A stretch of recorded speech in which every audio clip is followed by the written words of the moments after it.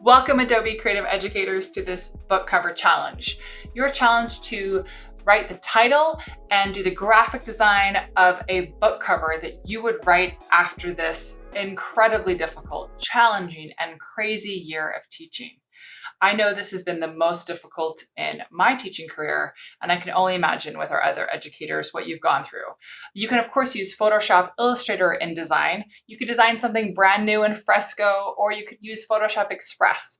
But we are going to show you how to do this in Adobe Spark. This is a powerful program. You can create web pages, you can create simple videos, and you can create killer graphics with Adobe Spark Post. Let's dig in. Once you log into Adobe Spark, you can find any kind of amazing template by just searching at the top.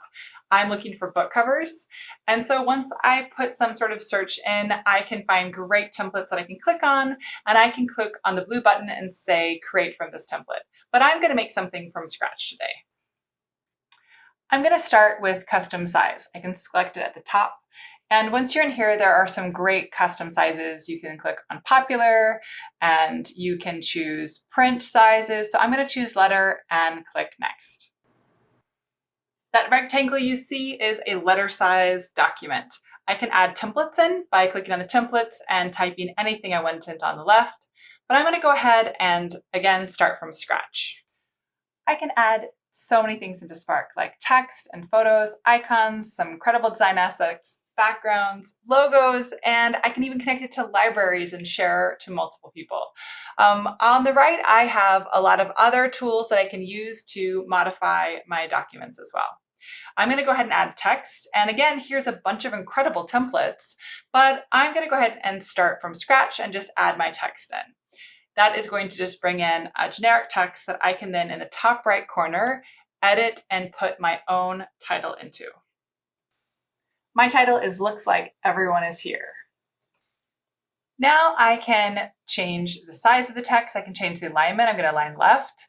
I can resize by grabbing onto the little white dots in the corner. And I can also retype if I want to at the very top, change spaces. I can indent. And of course, I can move it around onto my document. I can even change the font. There are so many great fonts to choose between. Once I pick something I think looks really great with my text, I'm going to go ahead and add in my subtitle by clicking on the text button again and clicking on Add Your Text. That's going to create another text box for me that I can double click to edit. And that edit text is up in the top right corner. So my subtitle is Learning to Teach Without Faces. I feel like I spent most of the year when we were virtual staring at a bunch of gray boxes. I'm going to resize this because it's a subtitle, so it's smaller by just grabbing onto those little white dots in the corner. And I can make it bigger or smaller however I want. But I'm going to now really think about my design. It's time to figure out what the whole graphic design is going to look like. When you're editing text, you can change the shape. You can add shadow or outline. I'm going to add a shape by clicking on the shape tool, and I'm going to make it like a little text bubble. So I need to find something that works for me there. So I think this little square text bubble works great. I'll work more on this later, but now I'm going to think about the whole design. I can add photos by either uploading my own photo or finding free photos. You can search for almost anything that you want, and you can click on it, and then it'll bring it in without a watermark for you. You can resize, you can rotate images, you can make them as big or as small as you wish. And of course, you can click over in the top right corner layer order, and you can move them to the back, to the front, or wherever you'd like. Once you have your image selected, you can also add effects to your image, like this really cool Duotone Effect. This effect allows you to really add a graphic punch to ordinary photographs. You can also explore backgrounds.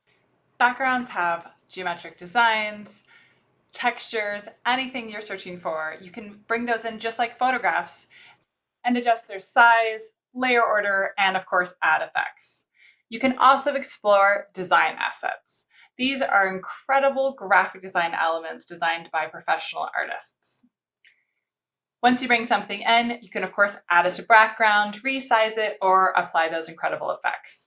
But I'm going to try something a little different. I'm going to explore icons.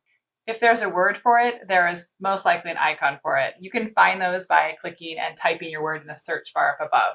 I'm looking for a rectangle today because I spent a lot of time looking at gray rectangles. I'm actually going to change the color here by clicking on more and choosing just the right gray. I'm also going to add a background. I want my background to be black, just like my Zoom call background. I'm going to click on more and change the background of my design. And now is the fun part. I can use the duplicate tool by clicking on the duplicate when I have my rectangle selected. And you'll see little turquoise lines, just like an Illustrator and InDesign will show up to help me align my icons up. I can also select them all and group them, and then I can duplicate that group. I'm going to do that a number of times to kind of cover the whole background, just like in my screen at school when I saw nobody's faces. Now it takes a little bit of time to tweak and realign things, make sure my spacing is just the way I want it. I sped this part up to not bore everybody too much. I, of course, now can change my layer order by clicking on the different elements and moving them up and down to get them exactly the way I want them.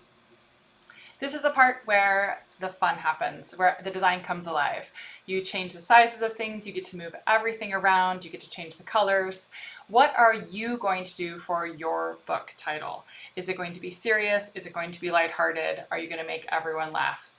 You can use design assets, photos, backgrounds, any of the effects that exist in Adobe Spark, or of course, all of the other Adobe Creative Cloud tools to create your amazing book cover. We cannot wait to see it. Be sure to share it on social media using the hashtag Adobe EDU Creative. You can do that by either clicking on share and sharing out the link to your original design by clicking on link and generating the link. Or of course, you can always click on the download button and you can download your file as a PNG or a JPEG, and you can upload those to social media. We cannot wait to see what you've come up with.